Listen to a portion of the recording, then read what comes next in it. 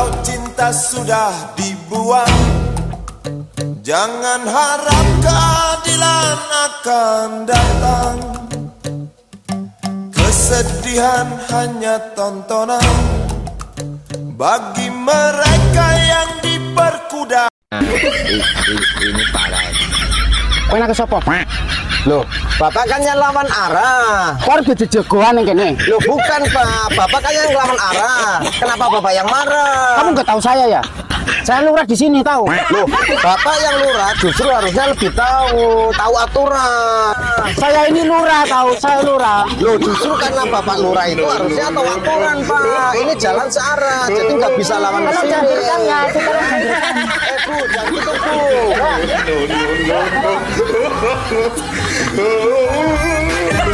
Bisa kan ini macam-macam. Tahu saya enggak kamu? Saya nggak perlu tahu Pak. Ayo.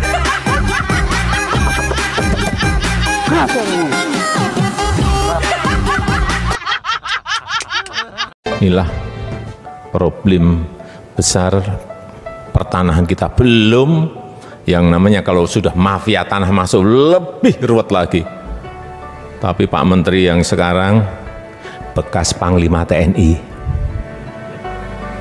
datangi beliau, datangi sudah, mafianya nyingkir semuanya, udah. Dan saya udah sampaikan ke Pak Menteri, Pak, udahlah, jangan beri ampun yang namanya mafia tanah.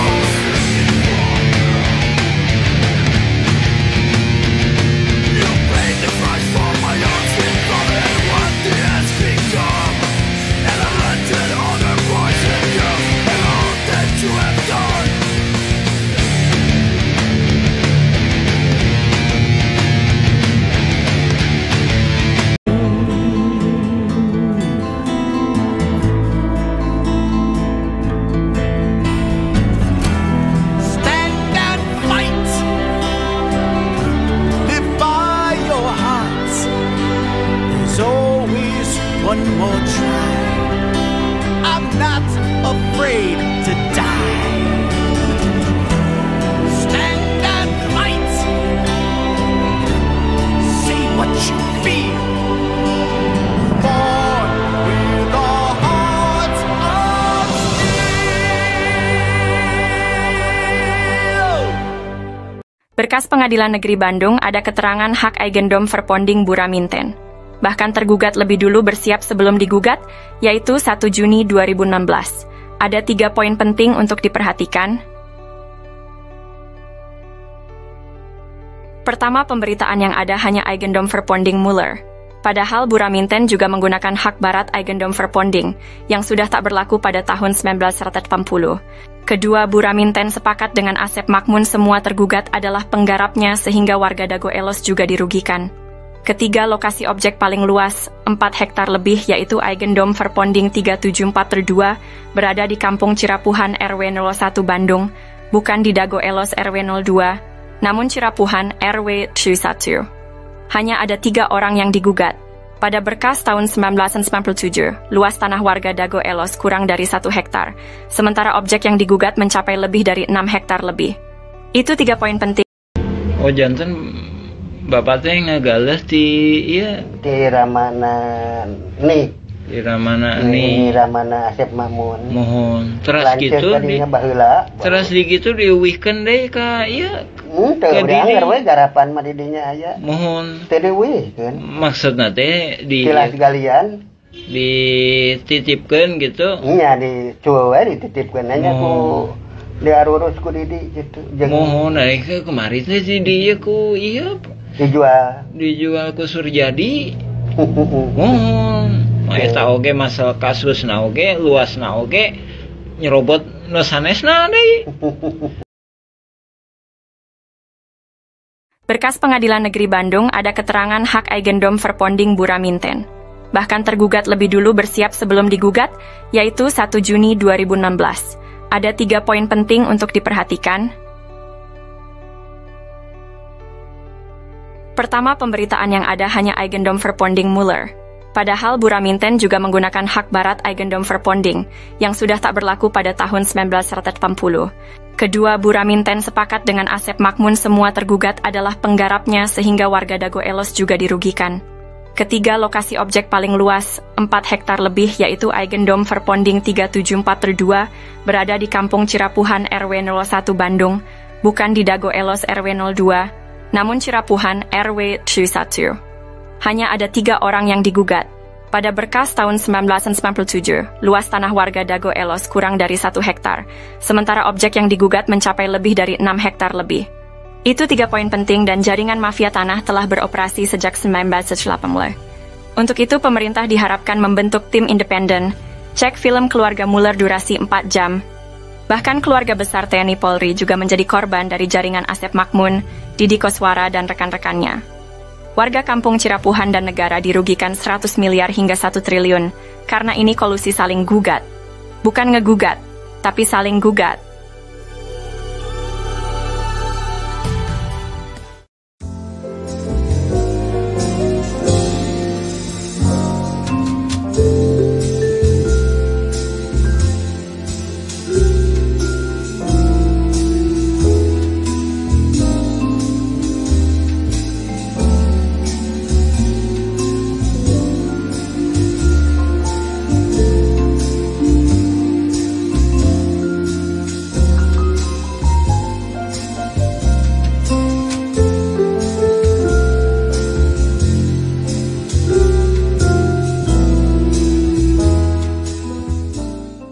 Sengketa lahan di Tanah Dago merupakan modus mafia tanah yang saling gugat di pengadilan jaringan Asep Makmun dan Didi Koswara beserta kaki tangannya. Pihak ini saling berkolusi dengan menggunakan hak barat, pihak tergugat dengan Eigendom Verponding Buraminten, dan pihak penggugat dengan Eigendom Verponding Muller bersaudara. Modus ini melibatkan jaringan Asep Makmun Cies sejak tahun 1980-an. Untuk mencegah penipuan oleh mafia Tanah Dago, maka perlu diperiksa juga oknum warga dan oknum aparatur negara dalam menangani sengketa lahan ini secara adil dan transparan. Pemerintah perlu membentuk tim independen karena praktik mafia tanah ini sejak sekitar 1980-an, diharapkan keputusan yang diambil tidak akan merugikan warga Kampung Cirapuhan dan negara. Apabila tergugat menang, mafia Tanah Dago memperoleh tanah sekitar 1 hektar. Namun jika penggugat menang, mereka dapat memperoleh 6 hektar. Banyak informasi beredar hanya bersumber dari jaringan Asep Makmun, sekalipun Muller jadi tersangka. Jaringan Muller bersaudara itu juga jaringan Asep Makmun. Dampak dari sengketa ini sangat besar, dengan kerugian yang mencapai 100 miliar hingga 1 triliun bagi warga Kampung Cirapuhan dan negara. Cek info blog atau video tentang konflik Dago Elos versi Kampung Cirapuhan atau versi Nawisan Kurma.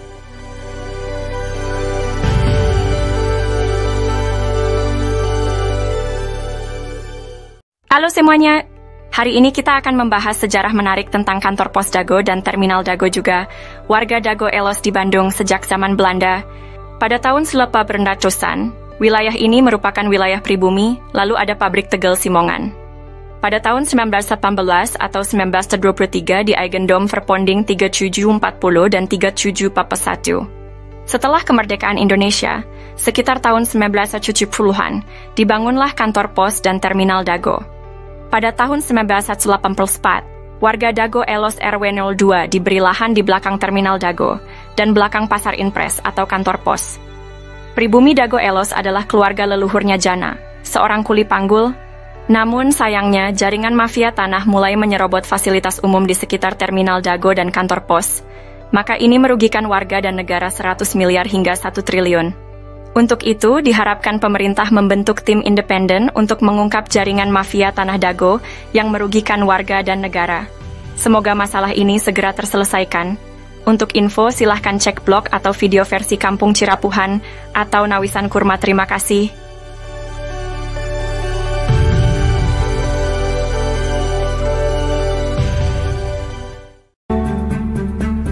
let me tell them the following. To do what is right is to respect the principles of non-interference in the domestic affairs of other countries. Dramatisasi sidang sengketa tanah Dago. Siapapun yang menang, warga tetap jadi korban. Assalamualaikum warahmatullahi wabarakatuh. Halo, saat ini saya sedang berada di wilayah Dago.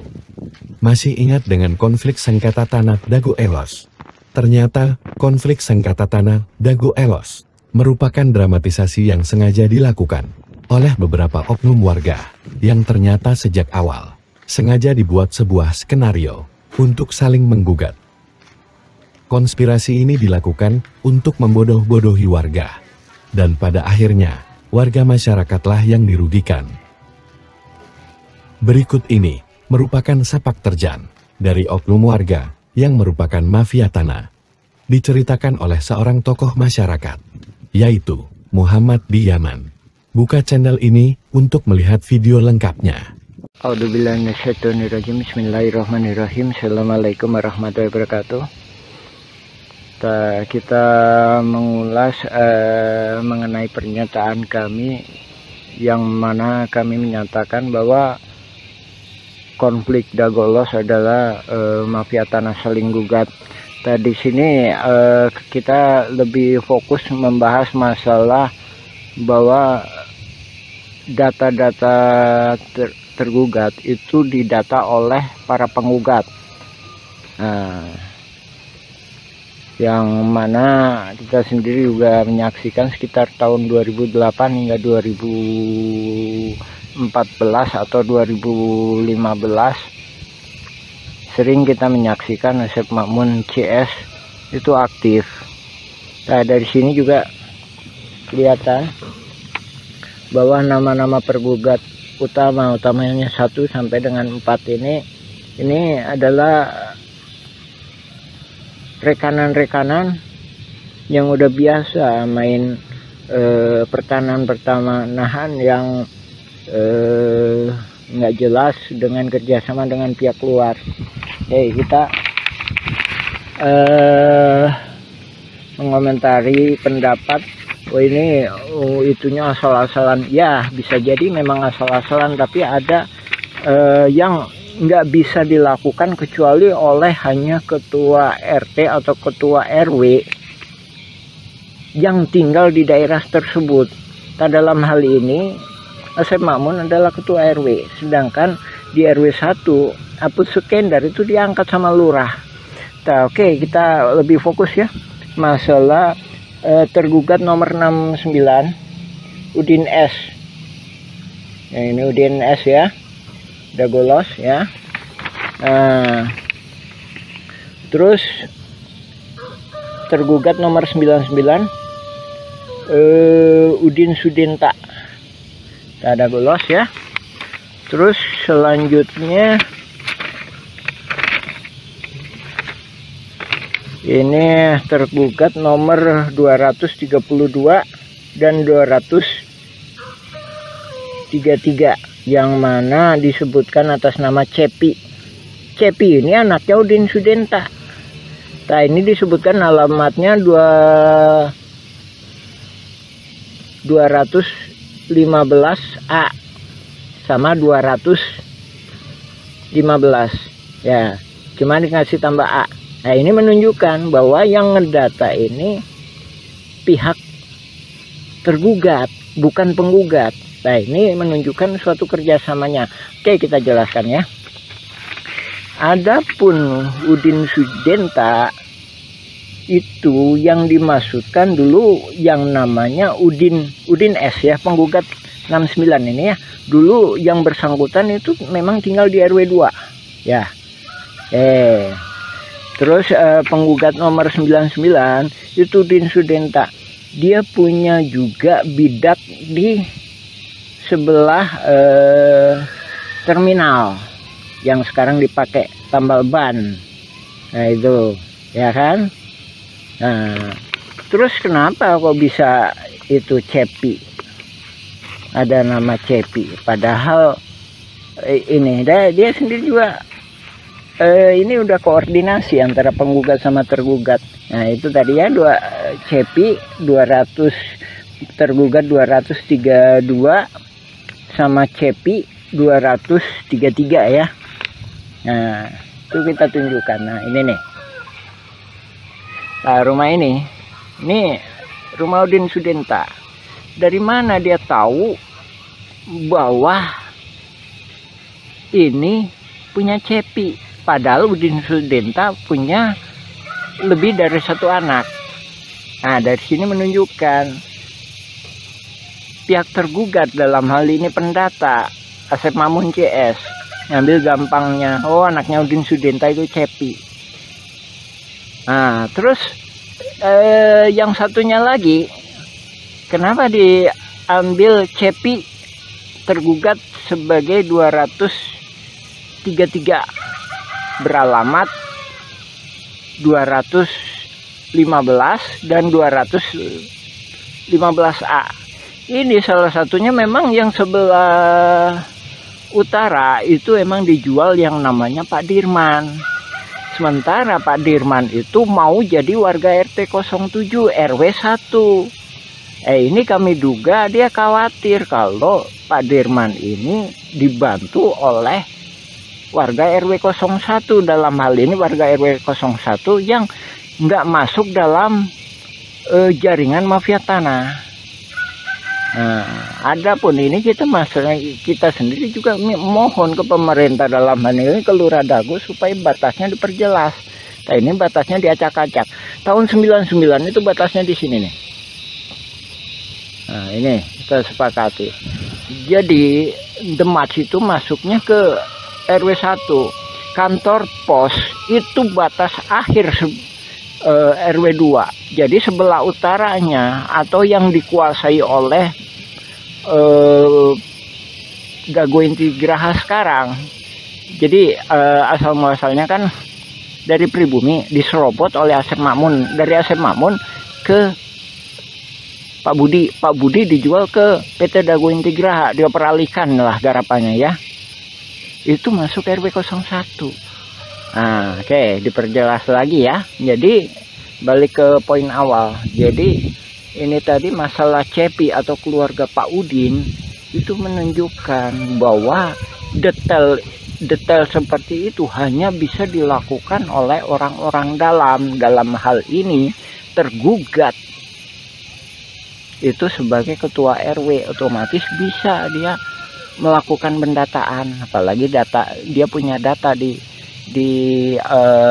keadministrasian, apalagi juga Aput Sukendar sebagai ketua RW 1 ikut serta terlibat di dalam jaringan mafia tanah ini, yang mana Pak Aput sendiri bukan calon ketua RW tapi diangkat sama Lurah Dago sebagai ketua RW ketika masa pendataan. Ya itu ya. Lagi ya itu ya salah satu, ini cuma salah satu uraian kami mengenai itu tadi ya, mengenai dugaan kuat bahwa yang melakukan pendataan adalah pihak tergugat. Tak sehubungan dengan yang itu juga, kami sendiri sebagai pengalaman, kami Muhammad B. Yaman pengalaman sebagai ketua RT selama 2 periode.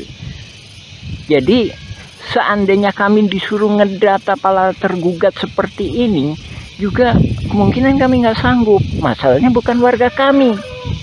Dalam artian para tergugat mesti sadar didata ini, didata untuk apa? Tak sementara dalam kasus konflik Dago Los FS ahli waris Muller itu para tergugat itu nggak paham. Nah di sini korelasinya ya Pak ya, Ibu, Bapak, alhamdulillah. Silakan cek informasi dari kami, baca blog kami Nawisan Kurma atau YouTube Nawisan Kurma, silakan mengenai keterangan kami lainnya. Ya demikian, assalamualaikum warahmatullahi wabarakatuh. A'udzubillahi minasyaitonirrajim. Bismillahirrahmanirrahim. Alhamdulillahilladzi khalaqas samawati wal ard. Asyhadu an la ilaha illallah wa asyhadu anna Muhammadan abduhu wa rasuluhu. Allahumma sholli ala Muhammad wa ala Muhammad kama shallaita ala Ibrahim wa ala Ibrahim. Barik ala Muhammad wa ala Muhammad kama barakta ala Ibrahim wa ala Ibrahim fil alamin innaka Hamidum Majid. Alhamdulillahirabbil alamin. Tanggal 7 Mei kemarin perwakilan dari Presiden Republik Indonesia Bapak Jokowi alhamdulillah sangat cerdas sekali melakukan kebijakan solusi menangani mafia saling gugat di konflik Dago Elos FS ahli waris Muller. Nah, ini memberi kesempatan kepada warga Kampung Cirapuan untuk meneruskan pembuatan film dokumenter. Nah, ini kita menindaklanjuti ini ya. Pokok bahasan kemarin masalah bahwa pihak tergugatlah yang melakukan pendataan calon-calon tergugat. Dan dari sini juga membuktikan bahwa ini sering berkolusi ya. Kemarin juga ada saya sampaikan bahwa tergugat nomor 69 Udin S, bahwa ini satu keluarga ya. Tergugat nomor 69. Habis itu nomor 99 Udin Sudenta ya, ini sama aja ini ya, satu keluarga ini ya. Nah, ini cuma orang pribumi, orang yang maksudnya orang yang di situ yang bisa menjelaskan. Nah, ini ya yang membuktikan bahwa pihak tergugat lah yang melakukan pendataan. 69, 99. Selanjutnya ini, nah ini anaknya Udin S atau Udin Sudenta nomor 232 atas nama Cepi 233. Nah ini yang dijual ke Pak Dirman tapi tetap di atas namakan Cepi. Nah, ya kan? 1, 2, 3, 4, udah 4 ya. 4. Nah, 4. Nah, ini juga membuktikan tuh 5 Udin S. Jadi ini satu keluarga. Saya jelaskan. Jadi ini yang pertama itu bisa jadi yang di RW 2 atas nama Yani itu. Yani itu putrinya Udin S. Terus kan 5 kan? Yani. Terus 5, 6 ya? 6 ya? 6. Itu tadi ya, tergugat nomor 69 1. Ini atas nama Yani, sekarang ditempati oleh Yani.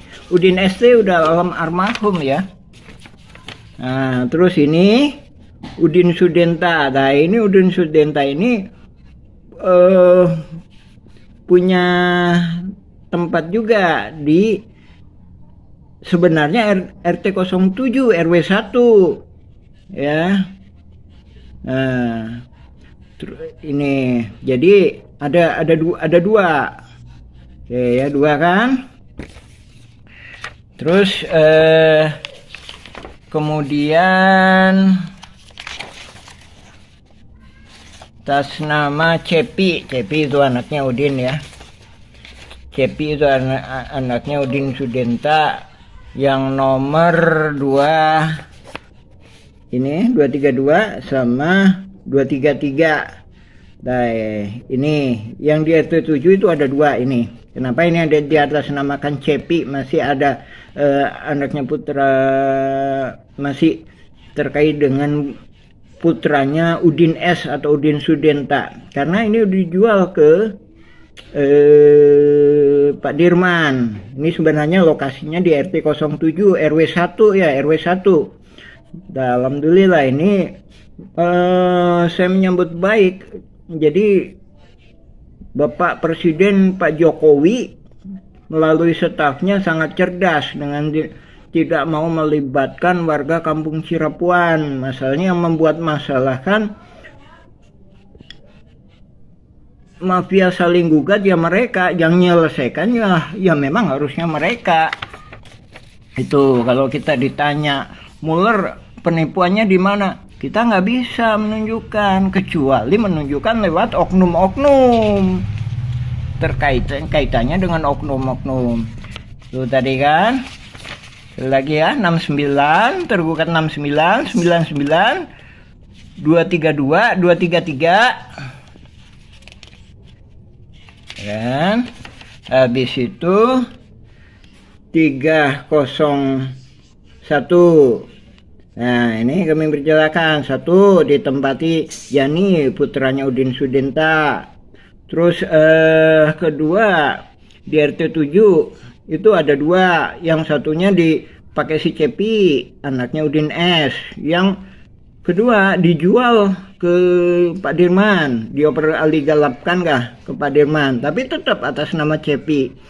Terus ada lagi di terminal Dago, itu ada 2, 1 buat warung kopi, kedua bikin tambal ban. Nah, itu membuktikan ya bahwa ini nggak akan mungkin kalau yang melakukannya pihak penggugat yang notabene nggak paham betul area sekitar sini ya. Ya, alhamdulillah kita menghormati kebijakan Bapak Presiden. Kita juga udah nulis nih, Bapak Panglima Perang Tertinggi Republik Indonesia, nih nomor suratnya. Ini total berkasnya beratnya lebih kurang 2,7 kilo. Adapun yang kita kirim surat ke DPR Pusat beratnya 3 kilo.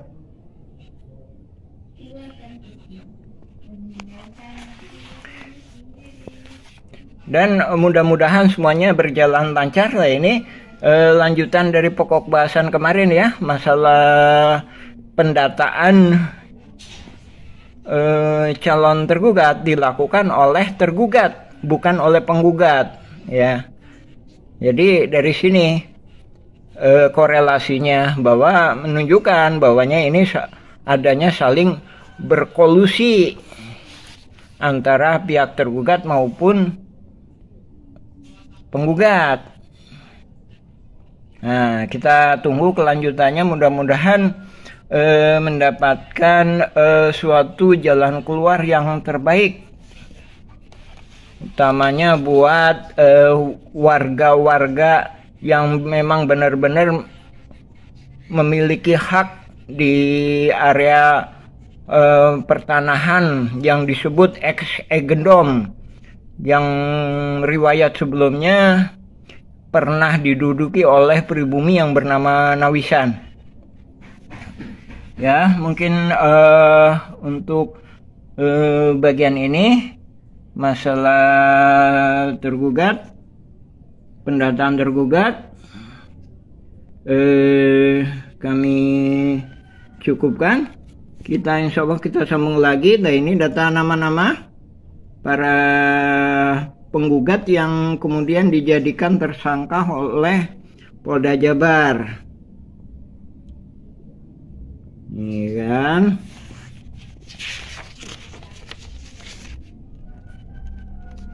Ini berkas pengadilan negeri. Silakan simak berita dari kami, atau juga bisa ngambil sebagai referensi juga berita dari putusan pengadilan negeri Bandung, pengadilan tinggi, kasasi, dan peninjauan kembali Mahkamah Agung. Alhamdulillahirrabbilalamin. Assalamualaikum warahmatullahi wabarakatuh. A'udzubillahiminasyaitonirrajim. Bismillahirrahmanirrahim. Nama saya Muhammad B. Yaman, Koordinator Pertanahan Nawisan Kurma, Kampung Cirapuan, RT 7 RW 1, Kelurahan Dago, Kecamatan Coblong, Kota Bandung. Nah, dalam kesempatan hari ini kita menjelaskan perihal surat BPN. Nah, ini kita perdalam lagi ya. Surat BPN tahun ini, tahun 1983. Nah, ini surat ini ditujukan kepada Gubernur Jawa Barat. Nah, ini memorialnya. Nah, ini yang kemudian memorialnya kepada Lurah Dago ya. Ini yang kemudian dimanfaatkan oleh oknum mafia tanah untuk saling gugat. Nah, makanya itu saya sampaikan mafia tanah ini bergerak mulai sekitar 1980-an. Nah, adapun surat ini latar belakangnya kita dikasih oleh Pak Agus. Nah, ini sebagai ketua RT dulunya di RW 02. Ya, Pak Agus ini. Nah, adapun ada penggarap-penggarap sejak 1965 kita nggak tahu. Adapun yang kita ketahui itu sejak 1980-an. Nah, dari sini surat itu bisa jadi ibaratkan senjata. Jadi kalau dipegang orang yang baik bisa jadi baik itu senjata. Tapi kalau dipegang oleh para mafia tanah bisa juga disalahgunakan. Nah, dalam surat ini isinya perponding. Ada 4 ini nomornya. Terus juga dijelaskan di surat ini bahwa verbonding ini juga udah pada diproses. Ya. Terus di sini juga dijelaskan ada total verbondingnya berapa. Ini kan ada 4 ya, ini nomornya. Terus di sini juga dijelaskan Nini Karim. Nah, ini Nini Karim, Yayasan EMA memohon dan disetujui oleh Pemkot Bandung. Ketika itu mah Bandung aja ya, bukan Pemkot, masih belum terpisahkan mungkin ya antara ini. Terus juga Pak Marhadi ini juga melakukan pemohonan di ini seluas 11.000 tapi ditolak. Nah, ini ya ditolak tanggal 5 Agustus 1980-an ditolak. Nah, dengan mengandalkan surat ini mafia tanah itu berencana terus membuat suatu jaringan yang di kemudian hari ya sekarang ini ya terkenal dengan konflik Dago Elos FS ahli waris Muller. Nah, ini ya suratnya ya. Ini nomornya ya. Nomornya kita terus terang cuma mendapatkan 1 lembar ini dari Bapak Agus yang dulu pernah menjabat sebagai ketua RT di RW 02. Nah, ini ketika itu dia juga mengajukan hak egendom tahun segini. Nah, ya kan? Nah, dari sini kita perdalam satu persatu surat menyurat.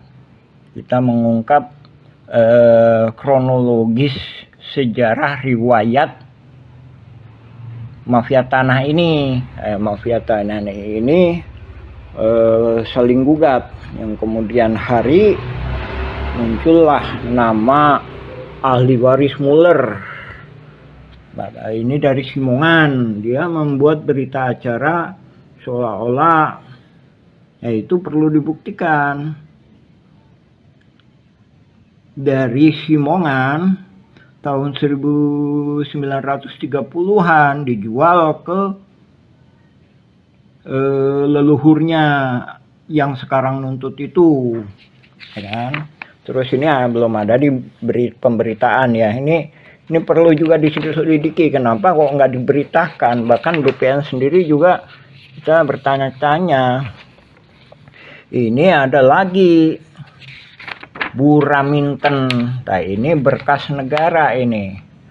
Berkas negara putusan Pengadilan Negeri. Nah, ini nomornya. Nah, ini di halaman ini ya. Mulai dari 80, sebelumnya 80, ini 81. Ini dijelaskan 82 ya kan? 83 ini dijelaskan di sini bahwa Buraminten itu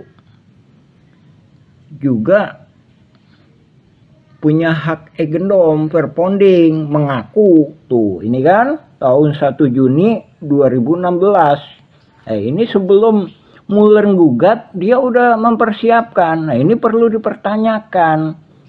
Buraminten sebagai pihak yang sepihak dengan tergugat udah mempersiapkan diri tanggal ini.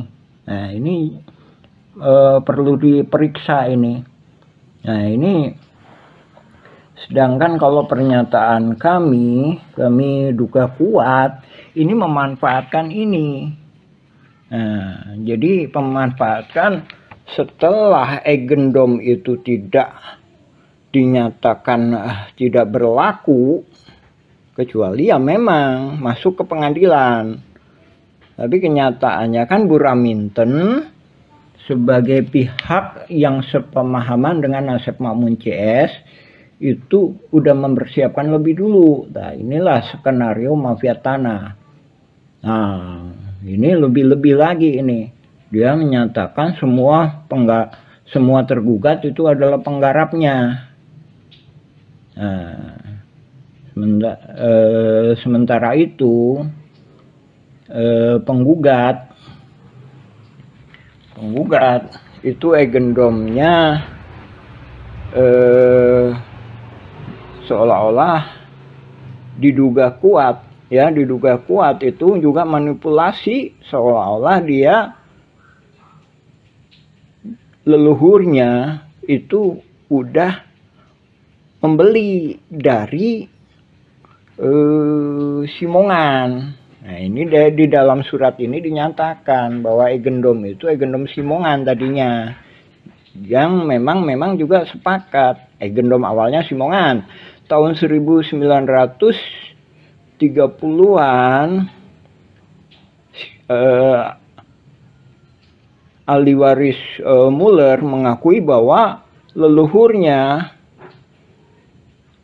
atau Hendrik Muller itu membeli dari Simongan. Anehnya yang dibeli 3 verponding. Nah, sebagaimana pernyataan kami, sebenarnya verponding ini pun untuk wilayah sini nggak bisa. Ini pribumi lebih dulu, buktinya dengan adanya makam. Nah, di sini adanya makam. Jadi sebelum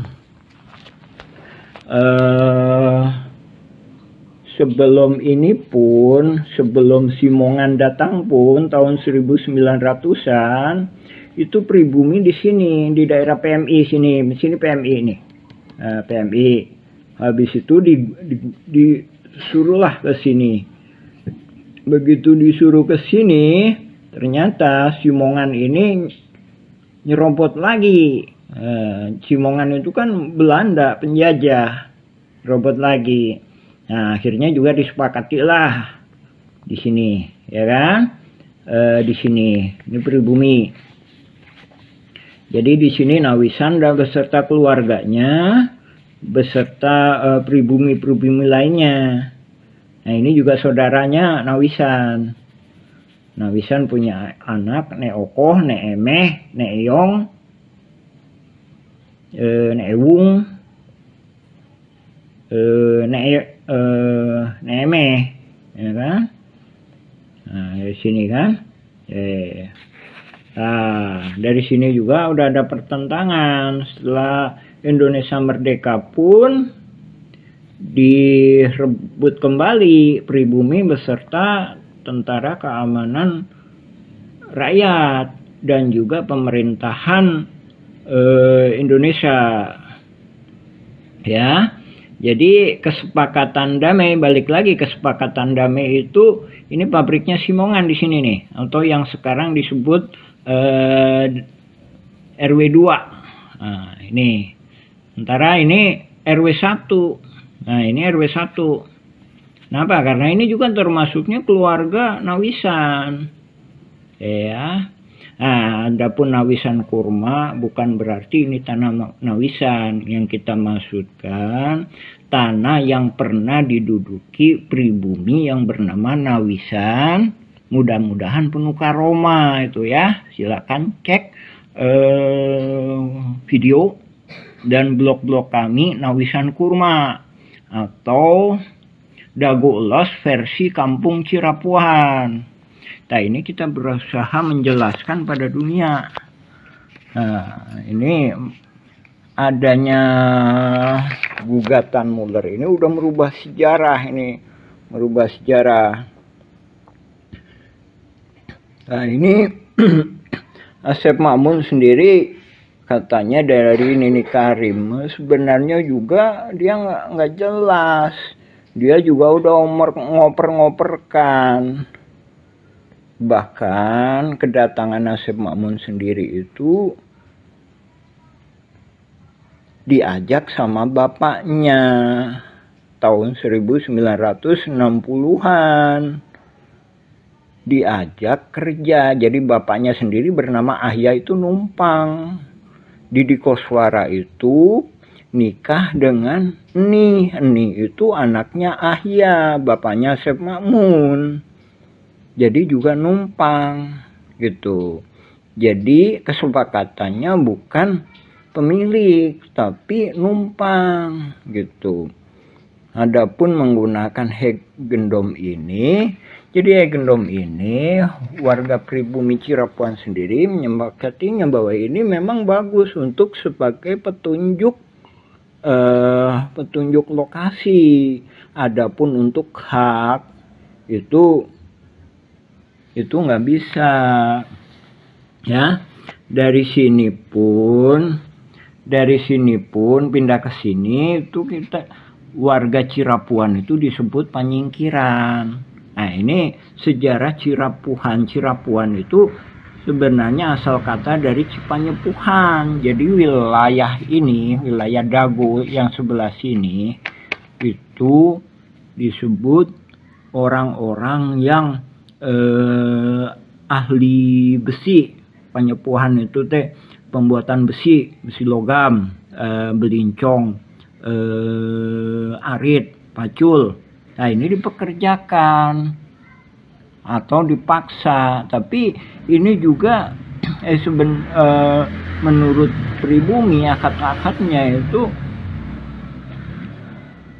pribumi ini, leluhurnya ini kerja disuruh Belanda atau dipaksa ya membuat rel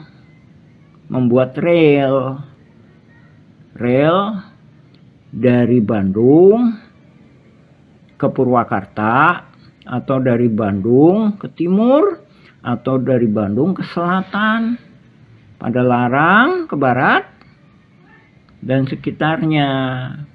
Selain itu, pribumi Cirapuhan ini berkebun. Tadi sinilah berkebun PMI ini. Kemudian digusur ke sini. Kemudian disepakati, nah ini Simongan. Pabriknya Simongan. Pabriknya Simongan di sini. Ini terminal. Nah, ini kantor pos. Nah, ini batasnya kantor pos. Pribumi di sini. Sementara Belanda ini di sini. Kemudian memang setelah pembangunan gua Belanda di sini kurang lebih gua Belanda ya. Itu kan komplek militer ya, nggak boleh di pinggir jalan. Ya, jangan bayangkan ini jalan udah ada belum.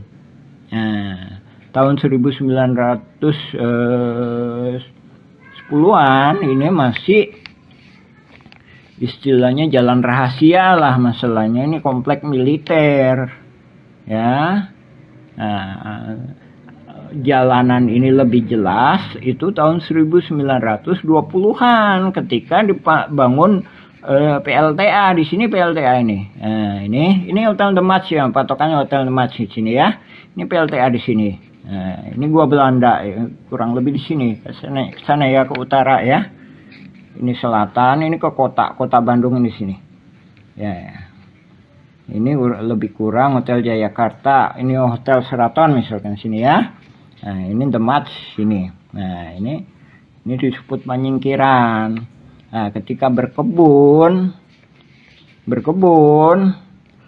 menjual hasilnya itu di Simpang Dago. Nah, mungkin di sini ya. Oke, di Simpang Dago sini ya. Nampak Simpang Dago sini. Karena batas di sini dari sisi sebelah sini gak sibuk ya. Sebelah sini ini misalkan ini ITB ya, ITB, kampus ITB. Tadi sini. Ya, yang sekarang yang lebih kurangnya itu pasar Simpang itu. Itu Nadagoan Dago. Menunggu di sini. Kenapa? Ini batasnya di sini Belanda. Ini Belanda. Jadi pribumi cuma sampai sini. Balik lagi ke sini ya. Tapi namanya penjajah juga udah diituin di sini. Nggak mau, dia juga disuruh naik lagi ke atas lagi. Akhirnya di sini kan. Simongan mendirikan pabrik di sini. Nah, ini jangan bayangkan seperti saat ini masih ada jalan. Enggak, ketika itu 1900-an masih banyak binatang buas. Bahkan ini juga masih banyak bambu-bambu dan pepohonan. Nah, Simongan mendirikan pabrik di sini.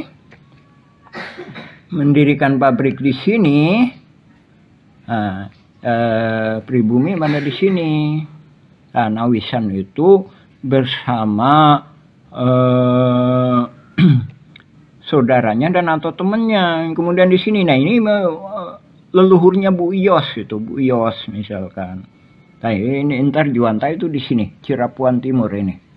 Nah, ingat ya, Cipanyepuhan. Jadi Cipanyepuhan itu boleh dikata tempat pembuatan besi tempak. Bisa jadi orangnya ini. Jadi orang-orang inilah Bandung Utara ini disebut wilayah Cipanyepuhan. Bahkan juga dianggapnya petani juga bisa. Jadi ibaratkan kayak gini. Bapak-bapak misalkan bapak atau ibu misalkan butuh perbaikan rumah misalkan. Biasanya orang situ. Nah, seperti itu tuh. Nah, seperti itu. Jadi seolah-olah orang Cipanyepuhan ini dianggapnya ya tenaga lah. Tenaga yang berkaitan dengan konstruksi, berkaitan dengan perkebunan. Nah, seolah-olah itu tadi ibu bapak misalkan itu tadi butuh bantuannya padahal perbaikan rumah ya.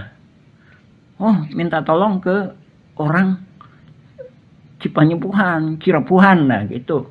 Nah, jadi riwayat Cirapuan sendiri itu lebih tua. Nah, ini membuktikan adanya gugatan Muller sama Dagolos itu bisa merubah sejarah. Nah, ini perlu kita sampaikan, ini harus kita bongkar. Lagi ya, kita fokuskan menjelaskan ini ya. Inilah yang dijadikan alat, yang kemudian dijadikan alat untuk manipulasi. Jadi pihak tergugat itu sama pegang Eigendom Verponding juga. Pihak penggugat sama pegang Eigendom Verponding alas haknya. Dari sini warga terperangkap. Jadi yang tergugat itu juga terperangkap. Jadi nggak punya kesempatan untuk merdeka atau mendapatkan hak pertanahan. Dan juga warga yang tidak tergugat juga sama. Dalam hal ini juga pemerintah juga dirugikan. Nah, tergugat menang, pemerintah dan warga kampung Cirapuan itu dirugikan sekitar lebih kurang 100 miliar hingga 1 triliun. Ya, ini kalau penggugat menang. Nah, ini kayak sepak bola gajah.